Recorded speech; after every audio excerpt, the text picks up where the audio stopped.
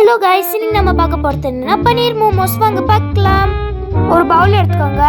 250 gram நாம இதில் பேதா சேர்த்துக்கலாம். தேவையான அளவுக்கு உப்பு சேர்த்துக்கோங்க. அப்புறம் தண்ணி போட்டு இதை ஹார்டான டோ பிசைஞ்சுக்கோங்க. திருப்பி ஒரு பவுல் எடுத்துக்கோங்க. இதில் 2 தக்காளியை நம்ம போட்டுக்கலாம். இடத்துக்கு தகுந்த மாதிரி நம்ம மிளகா சேர்த்துக்கலாம். 15 நிமிஷத்துக்காக இது வேக விட்டுருங்க.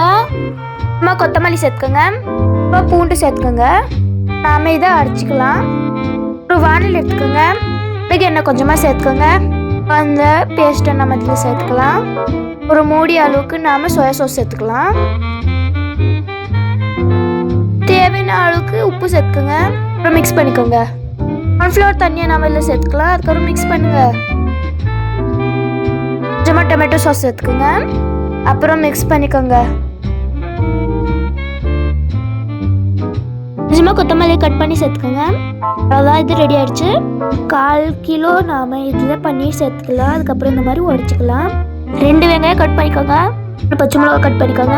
கொஞ்சமாக கொத்தமல்லி, நம்ம கொஞ்சமாக மேகி மசாலா சேர்த்துக்கலாம். அதுக்கப்புறம் தேவையான அளவுக்கு உப்பு சேர்த்துக்கலாம். அப்புறம் இதை மிக்ஸ் பண்ணிக்கலாம்.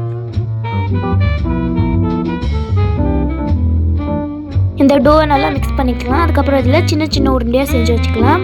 இதை நாம் உருட்டி வச்சுக்கலாம்.